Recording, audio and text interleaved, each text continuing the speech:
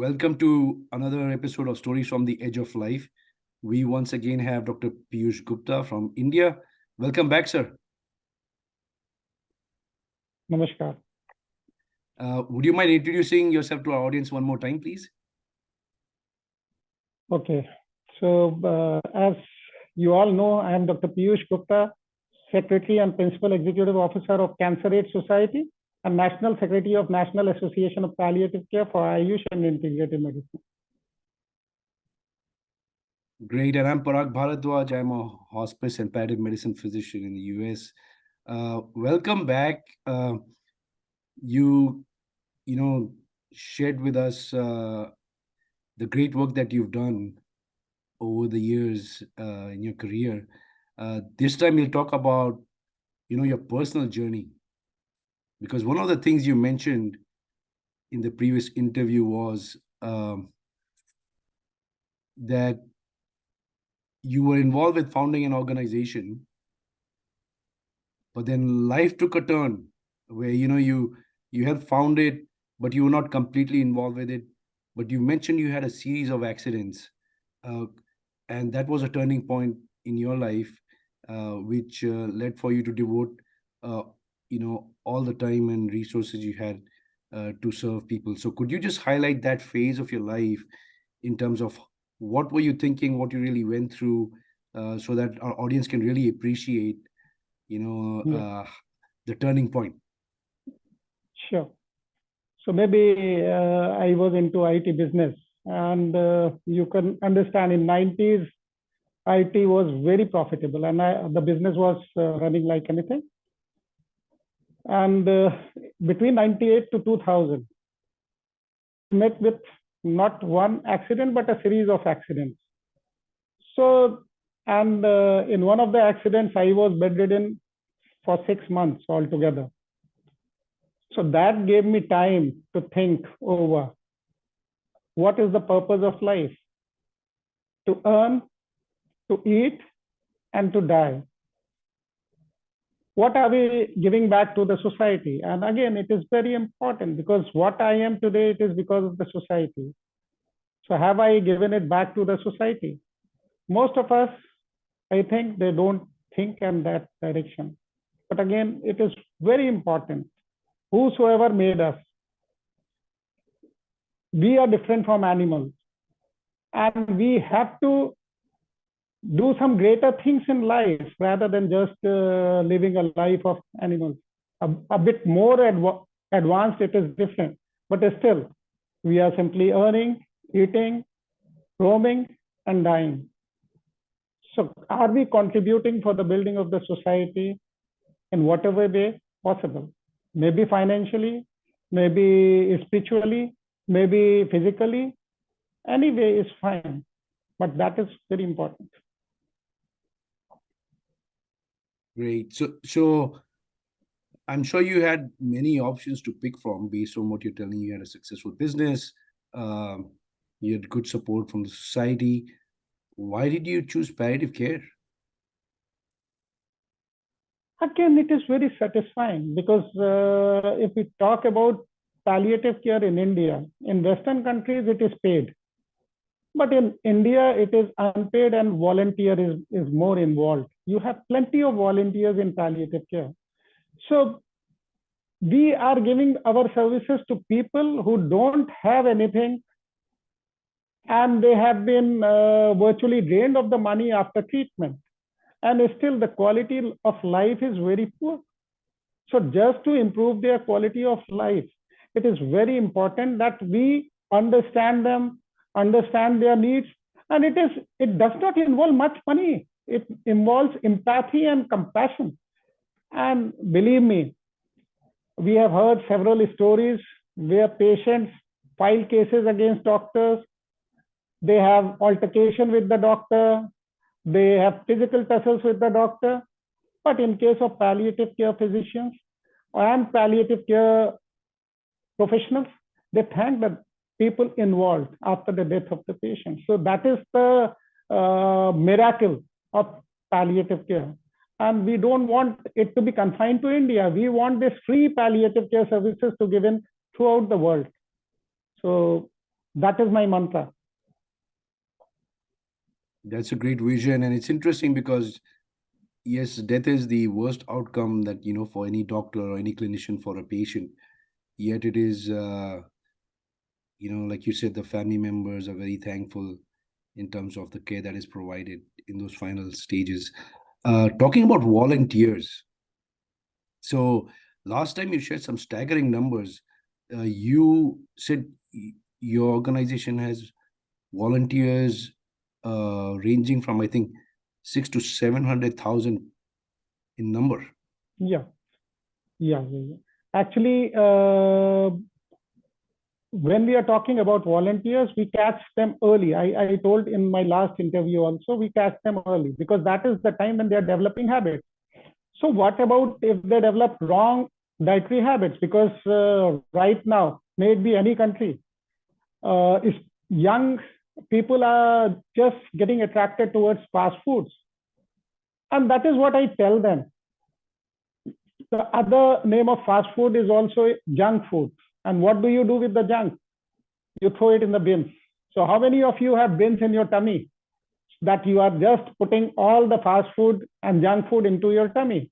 So this is somehow I am trying to explain them to follow healthy diet, regular exercise, keeping away from tobacco, keeping away from alcohol, and keeping away from even soft drinks, so as to have a balanced diet and BMI. So that leads to healthy life, and probably they'll not be having any illnesses when they grow up.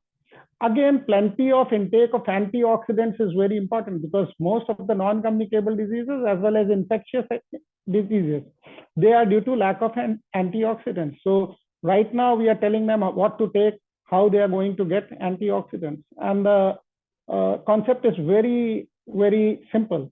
Anything, any fruit and vegetable, if you cut from inside, if it is colorful, it is rich in antioxidants. So simply add colors in your food. That will improve your health.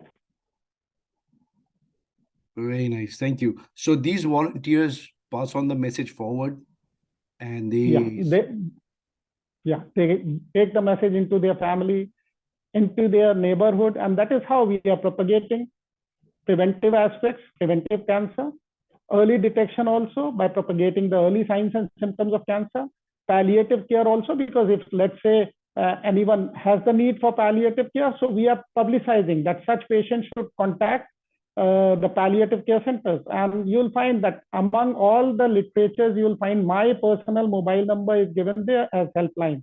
So I find time to attend voluminous calls anytime in the, maybe it may be 24/7. Many a times I got a phone call randomly at 2 a.m. in the night, and the person was panically saying, my daughter has ran away somewhere. Now, it was nothing to do with palliative care, but probably they found this helpline number on Google.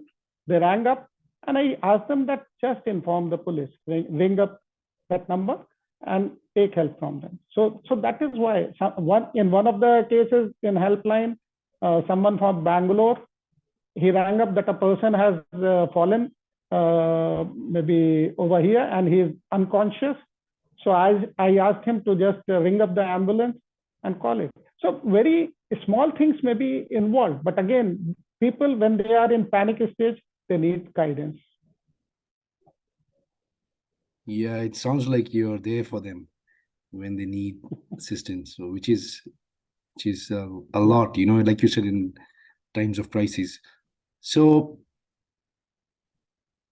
over the years, you must have come across, I mean, you've seen a lot, you run this organization, you must have come across some really distressing scenarios and stories.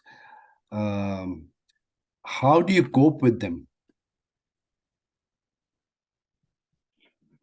I'll share one of the patient during COVID. Now, this patient was having maybe a cancerous wound at his back, which was almost maybe 2 or 3 inches in square. I don't know how come the treating physician asked him to go for plastic surgery. and this wound is spread to almost half of the back, maybe 1.5 feet by 1 feet. And you can understand what during COVID there were no one available to help this man out, and he wanted to die. He had no quality of life. He could not speak, whatever it is. So I got a call. I went, attended the patient along with other doctors. And you can understand that this man was in the drawing room and everyone was coming and visiting him. Then after 15, 20 days, he expressed his desire just to go to his own bedroom, which was on the first floor. So they took him to the first floor. And finally, maybe after a few days, because his condition was not very good, so he died. But he died a satisfying, maybe life. He asked the parents to take him to his bedroom. He started sleeping with his wife. He started asking for what he wanted to eat. Otherwise, he was not asking for anything. He was in a withdrawn stage. So such stories are there who give you power to do similar things for others also, because the family, they appreciate it. That is what they thanked us for coming and improving the quality of life, maybe a few days only, but that gave the confidence to the family that at least they could do something for this patient who has otherwise been hopeless. Yes, sometimes those little things go a long ways for the patients and their families. Certainly. And actually, we are talking about quality of life, but again, quality of death is something which is more important. If there is a painful death, then the family is not going to forgive themselves for years. So that memories may be with the family. So a good quality death, again, the family is satisfied. So we should start talking about quality of life and quality of death. And in most of the cases, what happens in the basically terminally stages of any chronic illnesses, we take the person in emergency and the patient dies in ICU. But that is waste of resources. And then the quality of death is worsened. When you know that he is not going to get revived, why not give him the death as per his or her choice at home? So, I mean, you must have come across thousands of patients over your career, and these are patients who are like literally at the edge of life, right? Life and death situations. I don't want to put words in your mouth, but I think I get an idea based on what you're telling me. But I want to hear it from you and for the audience. What do you think life is all about? Yeah, certainly. That is what we are trying to find out. What is the purpose of life? Purpose of life is that we should serve those who are in need in whatever way possible. May not be financially, maybe simply boosting their morale. They may need motivation many a times because people get demotivated, and demotivation may lead to poor quality of life, maybe mental illness, maybe suicidal tendency. So we can at least help them and motivate them out. Similarly, many people may not be knowing many aspects of life. Maybe if we say people get ill in any and every family, so we can teach the family members to become caregivers, and that is why we formed International Institute of Distance Learning to basically teach others. So we have launched 3 months, 6 months, and 1 year courses. Even housewives, students, and anyone can do these courses, which are distance learning courses, and you can understand the basic principles of palliative care, which is very important. And you need not go anywhere. You can do it from your home. And they are self-guided anytime. In night, if you are not getting sleep, you can do the modules and you can learn palliative care. So we are slowly and slowly trying that more and more people should know about palliative care, so that in any point of time, if they become caregiver, they should give proper care rather than something which is maybe they have learned it through WhatsApp factories or any such sources where wrong information is most of the time given. So right medical information is something which is very important, which should be given to all. Very inspiring. So life is all about caring for others, and you are actually educating people to be better caregivers when they deal with Yeah. the situations where they have to provide assistance to perhaps their own family members, loved ones. Uh, Amazing work. So before we wind up, I found this to be very inspiring. Any parting message to our audience? Something which I would like to say is charity begins at home. So your family should be satisfied. First, you should fulfill all your obligations towards your family. Then only you can make others happy. If you cannot make happy your own family. So first of all, my acknowledgement to my wife, Mrs. Anshuma Gupta, in my service to the society and in my time when I was busy in earning to keep up the family. She managed the family very well. And I have four children. My eldest daughter is in Albany, USA, Piyush Gupta. My second son, he's in Atlanta, USA, Devansh Gupta. And my two sons, Love and Kush, they are twins. One is in Bangalore and the other one is in Hyderabad. And they are again in IT sector. So my wife has certainly catered to the family in the best possible way. And she has also done her palliative care course, 1 year palliative care course when we launched it. So that shows the commitment. And she was chef in one of the five-star hotels of Lucknow, Vivanta by Taj. Yeah, amazing. It sounds like it's great teamwork at home, which you Yeah, take to your work. You know, palliative care is all about teamwork as well. yeah. Amazing. So, what's in line for the future? It seems like you have a lot of things going on. What can we expect from you and your organization? Yeah. Actually, we are now into integrative palliative care, and the time has come because if you really want to give palliation to the people, you have wonderful things: music therapy, art therapy, ecotherapy, yoga. Because now we are also doing interventions in yoga nidra, and a lot of people who are suffering from insomnia, they are getting benefit from this yoga nidra. So we are into interventions of pranic healing.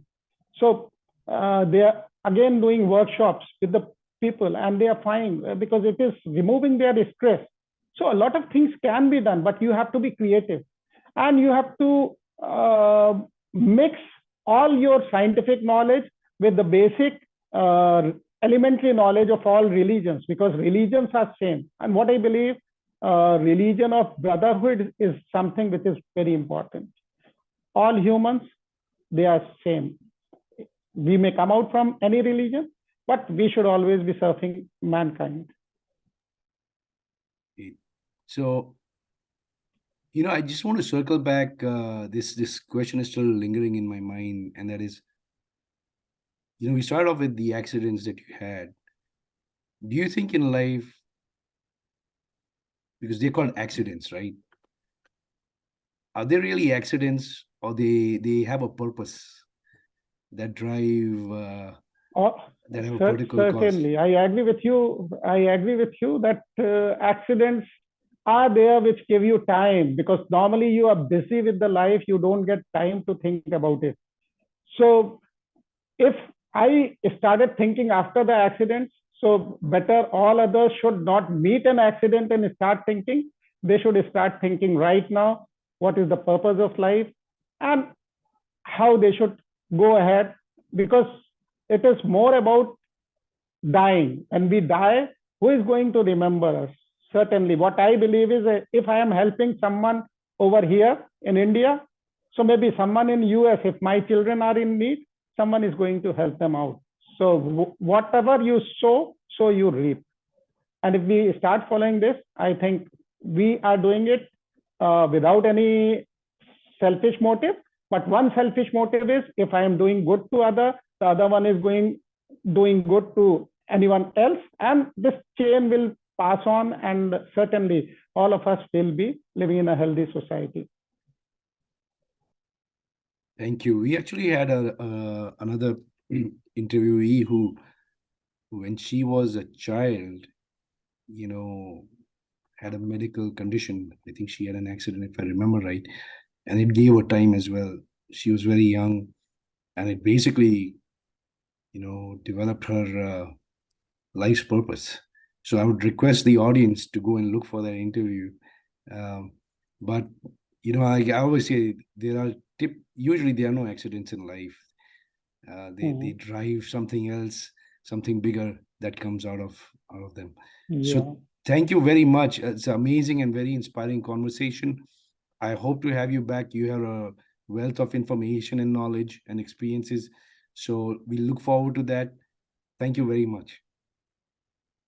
Thank you. Namaskar.